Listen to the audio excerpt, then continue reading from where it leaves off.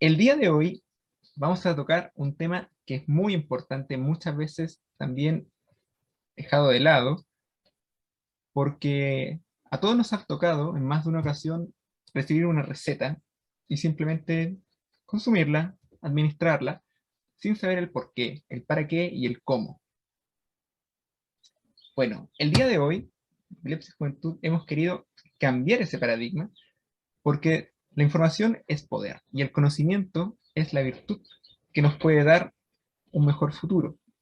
Por eso, los dejamos a todos más que bienvenidos a participar de esta actividad, farmacoterapia en personas con epilepsia y sus efectos, con una oradora, una invitada de primer nivel, excelente. Así que quiero invitar a pasar a la doctora Larisa Fabres Oyarzo, neuróloga y epileptóloga, presidenta de la Sociedad Chilena de Epileptología y también actualmente residente de Clínica Las Condes y de la Liga Chilena contra la Epilepsia. Doctora Larisa, por favor. Hola, muy buenos días a todos, mucho gusto, muchas gracias por esta invitación. El tema lo voy a compartir enseguida con ustedes. Adelante, por favor. Y ya.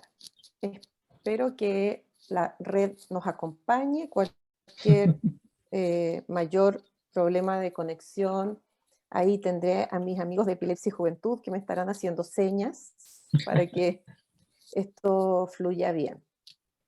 El tema que yo les voy a presentar hoy día es fármacos en las epilepsias.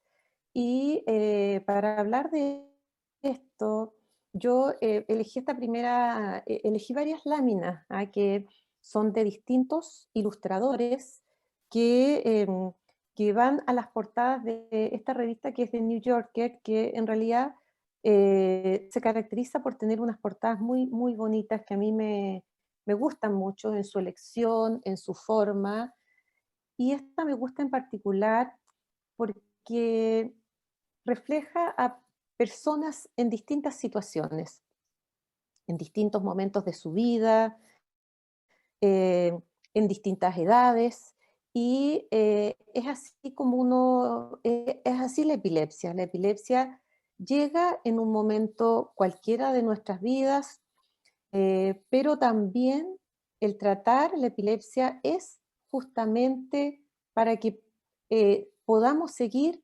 haciendo nuestras vidas de la manera más normal posible y pudiendo desarrollar sus vidas. Entonces, realmente esta lámina a mí me gustó mucho y por eso quise ponerla como para iniciar esta presentación.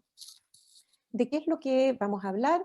Les voy a hablar por qué tratar la epilepsia, voy a contextualizar un poco el uso de los fármacos, cuáles son los objetivos del tratamiento, cuáles son las medidas generales y los factores que precipitan las crisis, y vamos entonces ahí a hablar de los fármacos antiepilépticos o anticrisis. Vamos a ver ahí cuál es el nombre que podría ser el más adecuado, cómo actúan, cuáles son los antiguos, los nuevos, cuáles son sus efectos secundarios, qué es lo que se llama la teratogenia, cuánto duraría un tratamiento de la epilepsia, cómo se controla ese tratamiento y algunas conclusiones.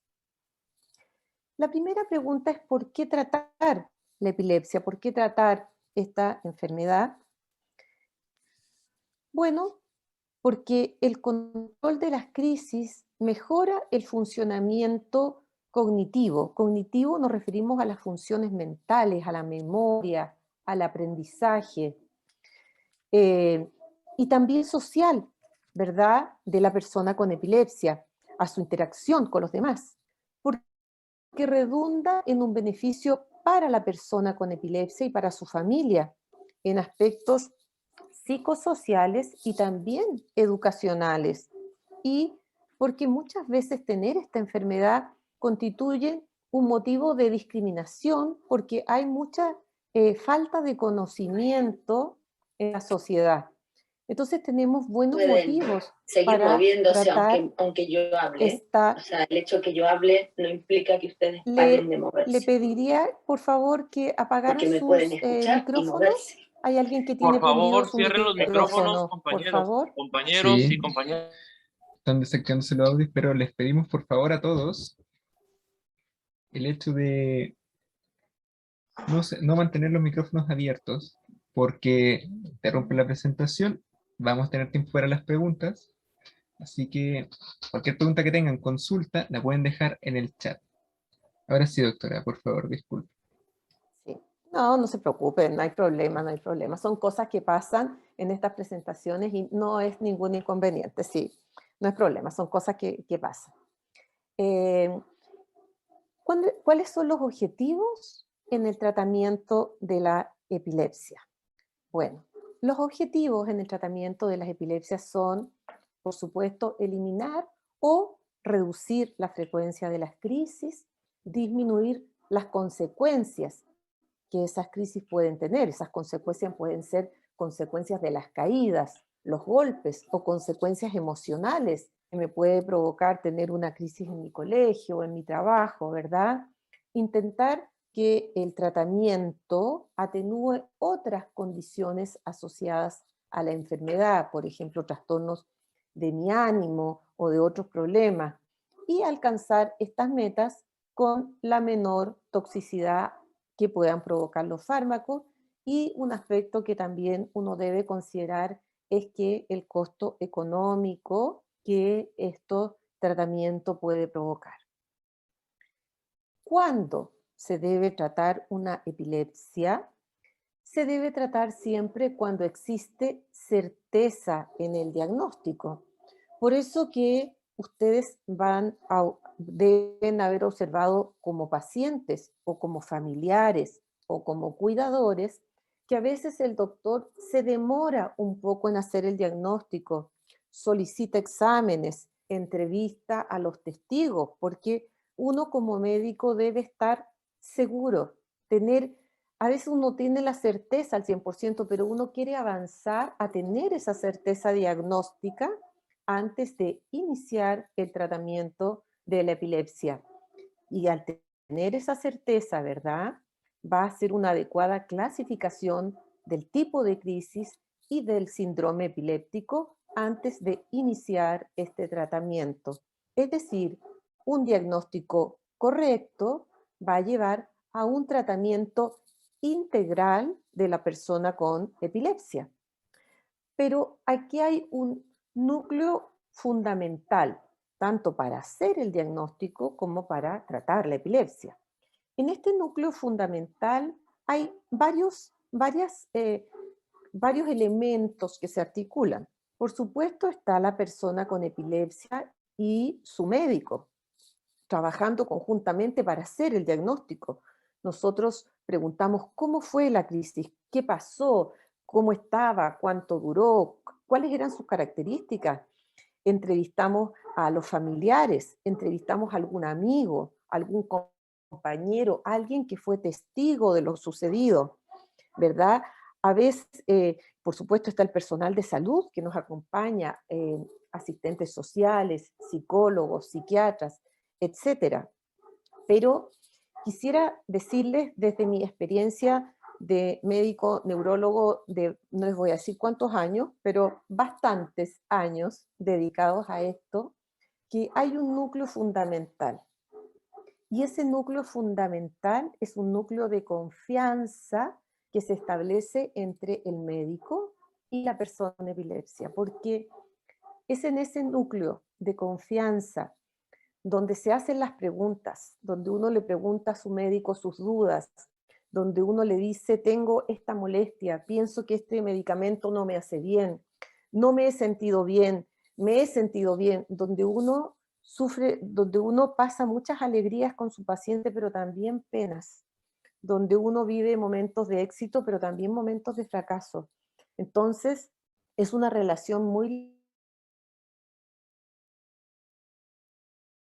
haber una confianza muy grande y siento yo que todos participan, todos son importantes, pero este núcleo es fundamental para el éxito de tratamiento y éxito no solo medido porque no tenga ninguna crisis, sino que éxito medido porque a veces uno igual tiene crisis, pero necesita un acompañamiento para estar lo mejor posible, ¿verdad? ¿Y cuál es el objetivo final? Es mejorar la calidad de vida, porque la calidad de vida depende.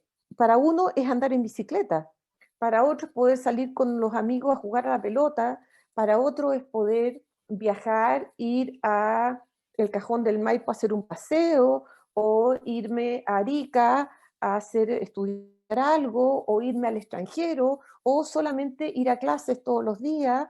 La calidad de vida es algo individual. ¿Por qué? Porque tiene que ver con tener seguridad para salir, sentirme tranquilo para salir, o tal vez poder acompañar a mi hijo, acompañar a mi esposo, porque sé que tengo que acompañarlo para que él esté seguro. Y eso se mide con mi médico. Yo le digo, mira, es más seguro que yo lo acompañe por tal cosa. O no, puede ir solo porque el tratamiento así lo permite. Y darle el desarrollo conversado, juntos decimos, este es el desarrollo, para que vean ustedes que no podía yo llegar y decirle, estos son los remedios y hablemos de los remedios. No, eso no es así, porque el tratamiento de la epilepsia es algo mucho más amplio y esto es lo que implica el tratamiento de las epilepsias, porque es un tratamiento integral que involucra 6 etapas. La primera es la educación, la segunda es el manejo del ambiente, de los gatillantes, la cuarta son los fármacos antiepilépticos, las comorbilidades, que ya les voy a explicar lo que es, y otras terapias.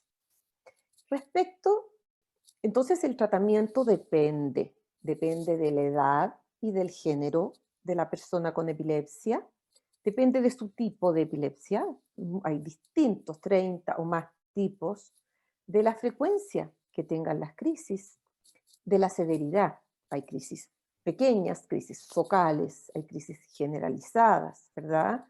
De las circunstancias, hay crisis dormidos, hay crisis despiertos. ¿De qué factores los precipitan? El alcohol, ¿verdad? El trasnoche.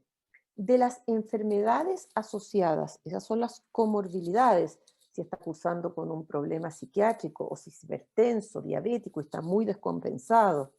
Y del apoyo e instrucción de la familia.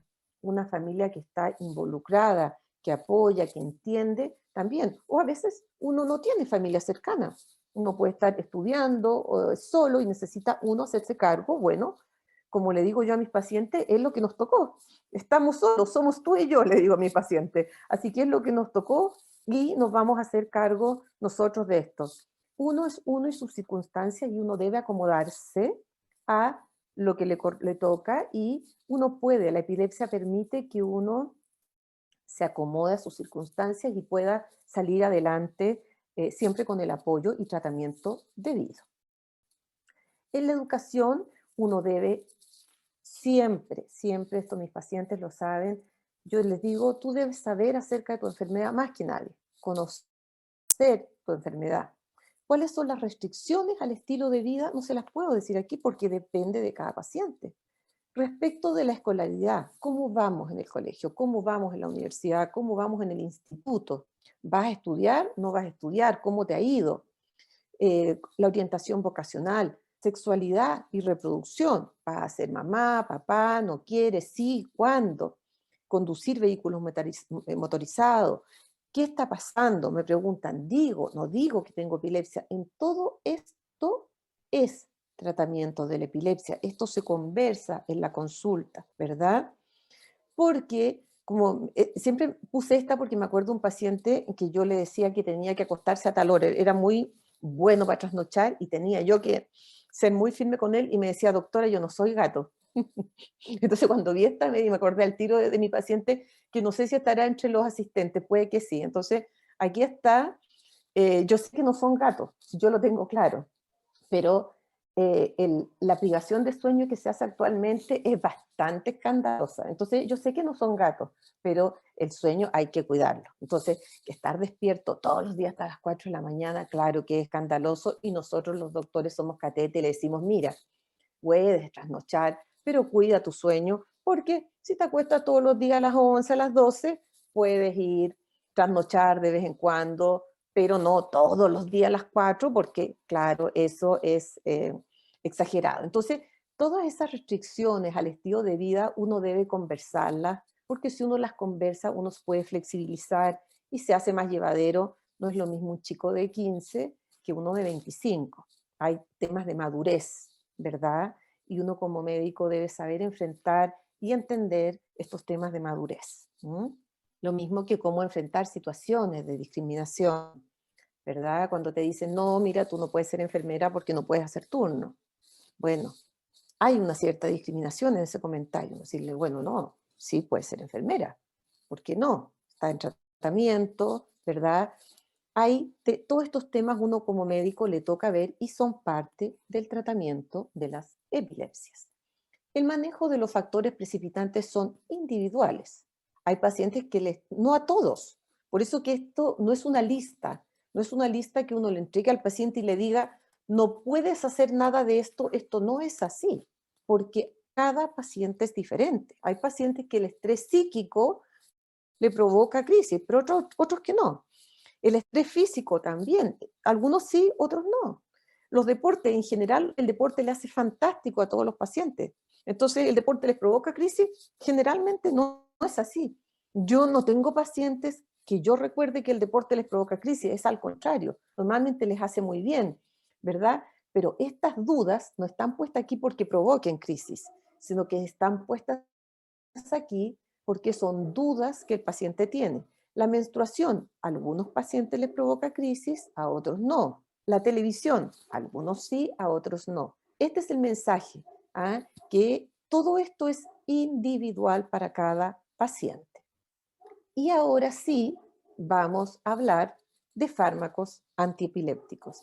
Aquí, entonces, una vez que el paciente está educado, conoce más o menos de qué se trata su epilepsia, como le digo yo, me ha demostrado seriedad y que está dispuesto a hacer ciertos cuidados, hacer ciertas restricciones, uno puede usar fármacos, que usar fármacos tiene su lado bueno y tiene su lado malo. Entonces, aquí está la pobre doctora Fabre, ¿no es cierto?, mirando este mundo que son los fármacos y tratando de ver la forma más fácil de explicar algo que es bastante complejo, pero bueno, es lo que les explico a mis pacientes en esas 4 paredes que es la consulta médica, que a mí me gusta muchísimo porque uno tiene que ser capaz de explicar de manera sencilla lo complejo. Y eso es algo que a uno como médico le corresponde hacer. ¿Qué es un fármaco antiepiléptico? Es un medicamento que disminuye la frecuencia y la severidad de las crisis en las personas con epilepsia. ¿Y qué es lo que nosotros tratamos?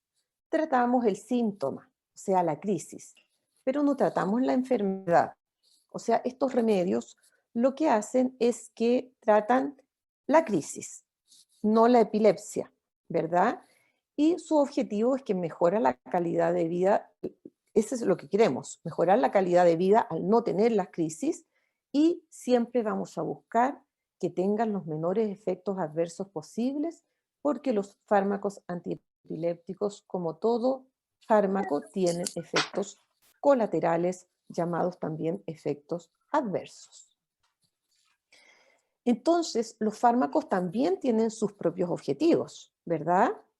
Controlar las crisis, alcanzar un funcionamiento físico y cognitivo, es decir, que ustedes sean ágiles para pensar, que puedan tener un razonamiento suficiente, ¿verdad? Que puedan estudiar, que puedan trabajar, que puedan tomar el metro, la micro, tomar decisiones, tener un razonamiento suficiente, ¿verdad? Y físicamente, que no anden todos cansados, lo mejor posible. Que el esquema de fármacos sea simple, que no sea una cosa 4 veces al día, que esté entre que estén haciendo sus cosas y tengan que tomarlo, que sea lo más simple posible y que si el fármaco trata otras cosas, bienvenido.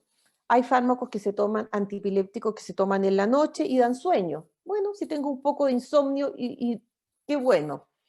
Hay fármacos antiepilépticos que tienen un efecto que son estabilizadores del ánimo. Bueno, si uno ha tenido un ánimo medio malo y este fármaco también ayuda, funciona, ¿verdad?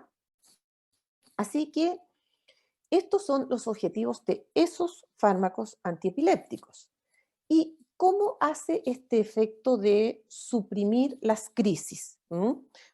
Esto lo hace suprimiendo esta descarga cerebral anormal, actuando sobre ciertos receptores de las células que yo les voy a mostrar después. Entonces, estas descargas anormales, que cuando se continúan se transforman en crisis, estos fármacos las suprimen e impiden que propague esta descarga desde su foco de origen. Entonces, para que ustedes entiendan, para que esto ocurra, ¿verdad? El fármaco evidentemente tiene que actuar en el cerebro. Y si nosotros sabemos que este fármaco actúa en el cerebro, bueno, alguna cosa en la cabeza voy a sentir cuando lo use a veces. Porque no todos los organismos son iguales y hay gente que siente más cosas y hay gente que no siente absolutamente nada. Y eso es bastante individual. Hay fármacos antiepilépticos antiguos y hay fármacos nuevos. Fenobarbital, primidona, fenitoína, carbamazepina, etosuximida, ácido valproico y las benzodiazepinas son más antiguos. Y tenemos otros nuevos, topiramato, levetiracetam, ¿verdad? Vigabatrina, lacosamida, sonisamida, etc. Les quiero decir que la cantidad de fármacos antiepilépticos es enorme. Desde el año 1800, aprox, 1860, 1800, un poquito antes, en que aparecieron los bromuros, hasta el momento actual, la cantidad de fármacos antiepilépticos ha ido en alza, han ido apareciendo tantos que actualmente los clasificamos en 3 grupos. Los clasificamos de primera generación, segunda generación y tercera generación, ¿verdad?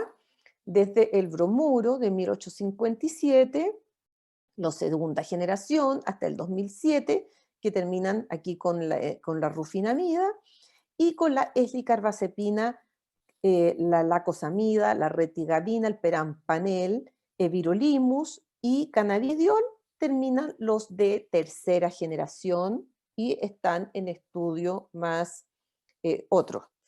Para que ustedes vean que dentro de estos fármacos no significa, para que vean lo compleja que es la epilepsia, que los de primera generación se eliminen, ¿no? Porque el hecho que aparezcan fármacos nuevos no elimina los anteriores, porque los fármacos antiepilépticos, algunos antiguos son bastante buenos y muy efectivos. Por ejemplo, ustedes ven que aún usamos, por ejemplo, valproato. Aún usamos en algunos pacientes, y digo usamos, no hablo como lo personal, digo me refiero a la neurología. Depende del país, hay países en que los recursos son más escasos, etcétera, somos países en vías de desarrollo, pero en el mundo todavía se acepta su uso. Fenobarbital, fenitoína, carbamazepina y valproato son fármacos antiepilépticos muy buenos y todavía se usan. Entonces, no es que se eliminen, porque son fármacos aún útiles. ¿Qué es lo que vamos buscando? Vamos buscando fármacos tan efectivos como los anteriores, pero con menos efectos colaterales. Aquí están las siglas que normalmente se usan internacionales. Entonces, todos los estudios muestran que son todos bastante eficaces, no es que sirvan en toda la epilepsia, pero son parecidos, pero son con menos efectos colaterales. Entonces, aquí no es que quieran que se aprendan esto ni nada parecido, lo que les muestro esto es para que vean que otra forma de clasificarlos es por su mecanismo de acción. Por ejemplo, los más populares son bloqueadores de los canales de sodio, hay otros que son bloqueadores de los canales de calcio, otros que son antagonistas del receptor glutamato, otros que son GABAérgicos, etc. Entonces nosotros podemos clasificarlos y a veces los combinamos por su mecanismo de acción. Entonces, por ejemplo, aquí ustedes tienen de los más populares, les voy a nombrar los bloqueadores de los canales de sodio, por ejemplo, ¿no es cierto? Fenitoína, lamotrigina, carbamazepina, ácido valproico, por ejemplo. O bien fármacos GABAérgicos, como las benzodiazepinas, por ejemplo. Entonces, ¿qué es lo que les quiero decir? Que para hacer un poquito más complejas las cosas, muchos de estos trabajos han sido hechos in vitro, por supuesto tienen estudios en personas. La teoría dice, mira, tú combina uno de este mecanismo con este mecanismo y al paciente podría andar mejor. Y uno hace esas combinaciones tan conocidas, por ejemplo, ácido valproico con lamotrigina, pero a veces en pacientes hay muchos trabajos que demuestran que otras combinaciones también pueden ser de utilidad, y esos son a veces cuando hacemos reuniones clínicas, conversamos entre los clínicos y decimos, mira, yo he hecho esto en este tipo de paciente y eso lleva a publicaciones de casos clínicos, porque evidentemente la medicina no es una ciencia exacta. Entonces, lo que se llama la experiencia de los expertos, de los que nos dedicamos a esto, tiene una validez, afortunadamente, dentro de la medicina, no solamente lo que se hace en los laboratorios, sino que la experiencia de los clínicos también se valora. Entonces uno dice, mira, yo he hecho esto y en tantos pacientes esto funciona, porque yo lo he hecho, lo he visto, y esto se discute entre los médicos y es también valorado. Entonces, como yo les decía, uno puede decir, los bloqueadores de los canales de sodio son estos, los activadores del receptor GABA son estos, y uno puede también clasificarlos de esta manera y nos sirve también para estar pendiente de ciertos efectos adversos, ¿ya? Entonces, los tratamientos con fármacos antiepilépticos, uno trata de partir siempre con uno. Eso se llama monoterapia. Mono significa uno. Y generalmente esto es suficiente para la mayoría de las epilepsias. El inicio de la administración de la mayoría de los antiepilépticos debe ser gradual. Uno parte de a poquito y va subiendo lentamente para tratar de usar la mínima dosis que sirva, ¿verdad? Siempre tratando de que sea lo menos posible y que esté el mejor control de crisis, y el uso de 2 dosis al día es lo más práctico, aunque ciertos medicamentos no se puede, porque su vida media no alcanza. Yo puedo usarlo aquí y tengo que dar una dosis al medio, porque no me alcanza a la noche, pero otros sí. Entonces yo uso uno en la mañana y uno en la noche. Si no me alcanza, tengo que poner una dosis, depende del medicamento. Y también la efectividad y los efectos secundarios depende de la dosis y depende de la genética de cada persona, ¿verdad? Ya vamos a hablar de rango terapéutico. Entonces, nosotros los doctores, ¿qué hacemos? Decimos, bueno, el diagnóstico es este, son crisis parciales, son crisis generalizadas, y hay otra cosa mucho más compleja, que es el síndrome epiléptico, que no se los puse acá porque no es el objetivo.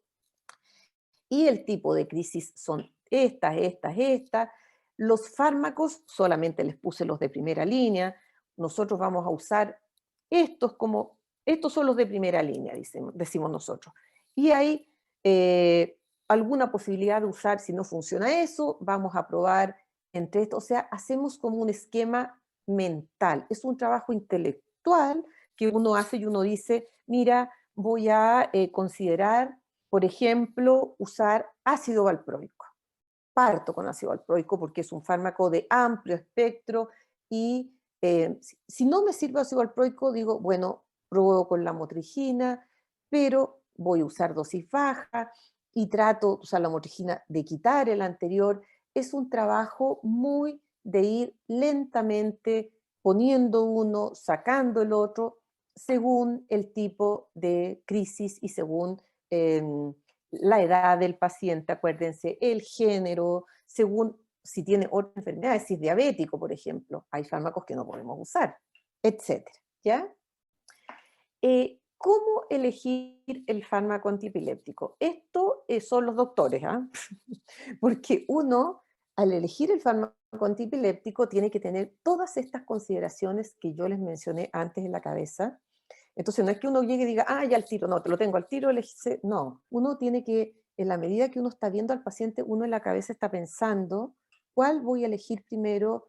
Si no me funciona, ¿qué voy a hacer? Es todo un trabajo y uno va haciendo un trabajo intelectual que es algo que se da. Hay una frase que yo uso con mis pacientes y les digo, mientras más uno conoce al paciente, toma mejores decisiones. Y eso es la verdad, porque uno va conociendo mejor al paciente y va tomando mejores decisiones, porque a veces uno puede tomar 3 fármacos y elegir uno o el otro, depende. ¿Mm? Entonces, para elegir ese fármaco, uno tiene que considerar fármaco, o sea, factores asociados al paciente. Su tipo de crisis y síndrome, eso ya lo aprendieron, ¿verdad? Su edad y nivel de desarrollo y maduración. La madurez, también de maduración dependiendo de la edad, las patologías asociadas, las características del entorno, si está en familia, colegio, trabajo, su estilo de vida y qué tan efectivo es ese fármaco en particular. Pero también factores del fármaco, su farmacocinética, es decir, cuánto cambia el fármaco desde que lo toma hasta que se elimina. Esas características uno debe considerarlas, su vida media. Supongan, imagínense ustedes que es un paciente que trabaja todo el día, está todo el día afuera. Digo, bueno, que es muy complejo, que se olvida, tengo fallas de memoria, entonces yo digo, bueno, ¿cómo le voy a dar un fármaco que se lo tenga que tomar 3 veces al día? Digo, seguro se va a olvidar. Entonces voy a preferir uno que se lo tome 2 veces al día, para que vean que hasta esas cosas uno considera cuando da un fármaco. La interacción con otros, los efectos adversos, aspectos de salud y los costos. Y si el primer fármaco es mal tolerado a dosis bajas o falla, se usa otro alternativo. Y si este nuevo fracasa, nosotros combinamos 2 o a veces 3, ¿verdad? Y muchos pacientes, entre ustedes puede haber o ustedes pueden conocer, pacientes que se ha sometido a cirugías de las epilepsias. No todos los pacientes evidentemente van a cirugías de las epilepsias porque no todos tienen indicación. Algunos pacientes se pueden operar, otros no son pacientes operables porque para operar tienen que haber ciertas características que sean operables y no todas las epilepsias son operables. ¿Mm? Entonces esto requiere una cuota muy importante de paciencia, tanto del bien llamado paciente y también de su doctor, porque este es un trabajo en que uno va haciendo pruebas hasta que las cosas funcionan, sobre todo cuando no funcionan bien al principio. ¿Qué pasa con los efectos secundarios? Los efectos colaterales o los efectos llamados secundarios son de 4 tipos. Los llamados agudos, porque son inmediatos, uno los empieza a usar y los nota al tiro, y son dosis dependientes. Los llamados agudos, que son idiosincráticos, que no dependen de la dosis, que son inmediatos, uno lo toma y el paciente tiene el efecto y no depende de la dosis. Los llamados crónicos y los llamados teratogénicos, y yo se los voy a explicar cada uno de ellos. Los agudos, dosis dependientes, son más o menos fáciles de controlar porque uno empieza con el fármaco, son algunos cognitivos, te dicen estoy un poco mareado, me da un poco de sueño, estoy un poquito torpe, en general son bastante sutiles, son leves, usualmente el paciente se acostumbra, muchas veces yo les bajo la dosis, mientras se acostumbran, después se sube y generalmente no es problema, se les pasa completamente, ¿ya? Eso suele no ser un problema porque son agudos y son dosis dependientes. Uno les baja un poco la dosis hasta que se acostumbre y se suba, no es tanto problema. Y hay un grupo aparte que sí puede tener algunos problemas, que son un grupo menor. ¿Mm? Y en estos efectos que pueden ser, y que son frecuentes al inicio y que generalmente tolerancia, es decir, que se acostumbran y se les pasa. ¿Mm?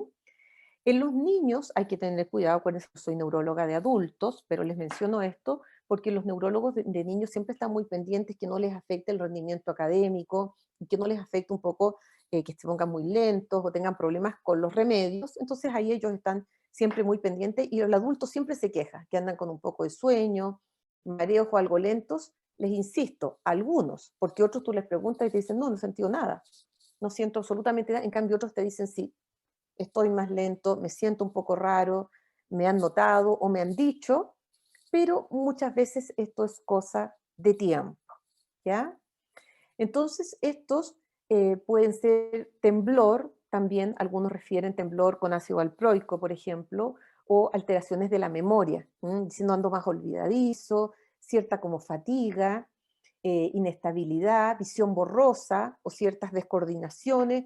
Como les digo, muchos de estos son dosis dependientes. Entonces uno baja la dosis y tiende a ceder, y son, diría yo, los más fáciles de controlar, porque no son efectos crónicos, salvo el temblor por ácido valproico, que va más, este temblor que está aquí es el agudo, el otro es el más crónico.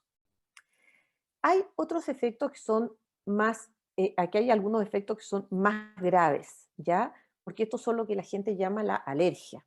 Efectos idiosincráticos, o sea, son propios tuyos y que no dependen de nada de la dosis. Son muy graves, son efectos de alergias a la piel, muy graves de la piel y de las mucosas. Uno es el llamado Steven Johnson, que se producen, por ejemplo, a la lamotrigina, carbamazepina, que son fármacos estupendos como antiepilépticos, se dan una proporción muy baja, pero uno cuando lo indica siempre le dice, mira, este fármaco es muy buen antiepiléptico, es un estupendo, pero existe este riesgo, no lo sabemos, nunca lo has usado, pero si te ocurre, tú tienes que inmediatamente suspender el remedio e ir a un servicio de urgencia y decir, mira, yo estoy con este medicamento y puede que sea yo alérgico, y claro, si lo suspende, no hay problema, pero no puede seguir tomándolo porque podría ser alérgico.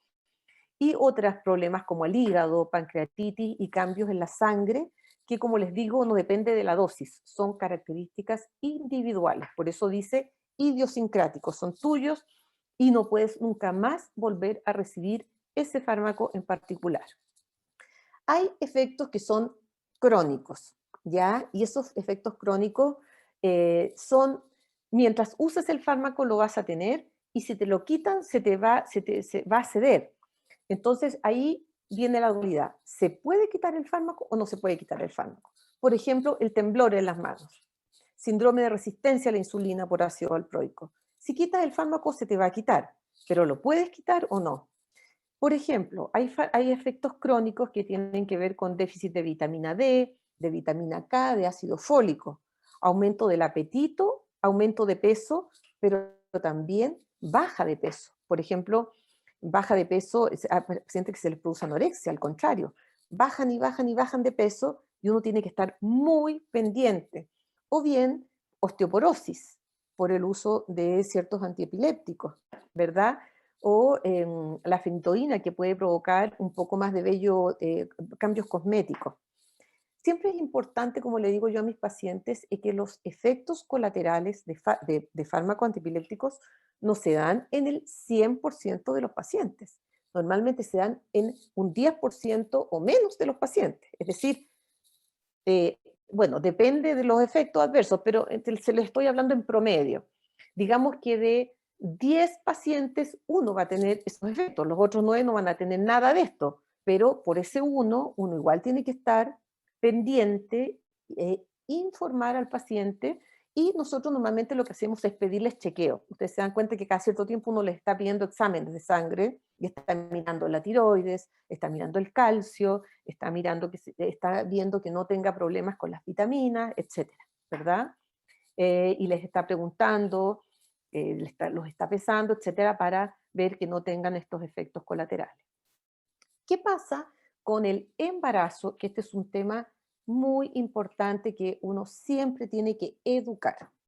De los fármacos antiepilépticos, todo tiene un riesgo potencial. ¿Por qué lo pongo teratogénico? Porque aquí se produce una confusión en la información.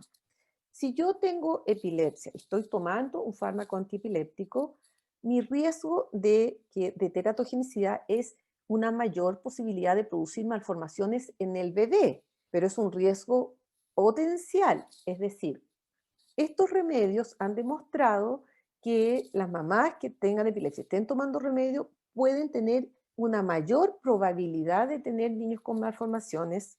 ¿Y cómo se evita eso? Tomando el ácido fólico. Por eso que nosotros siempre damos el ácido fólico. Si una mamá está tomando ácido fólico, su riesgo baja al mismo que la población general, porque una mujer que no tiene epilepsia y que no toma antiepilépticos puede tener un bebé con una malformación, y eso es algo que se da en la población general, y no tiene epilepsia y no está tomando, pero entonces, si uno tiene epilepsia y está tomando remedios, primero que nada, y quiere tener guagüita, tiene que estar tomando ácido fólico y debe decirle a su doctor por qué. Porque hay remedios que tienen más ese potencial y uno se los baja hasta lo máximo posible.